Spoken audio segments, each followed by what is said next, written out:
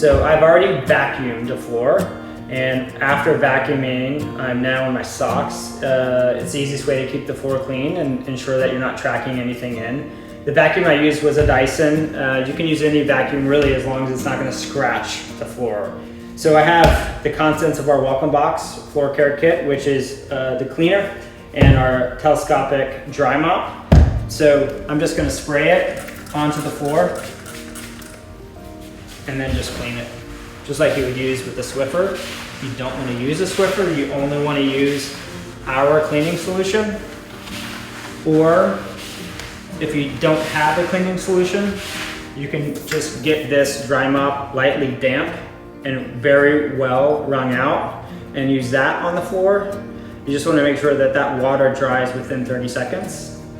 Another way to clean it is just to spray the dry mop and just work it in.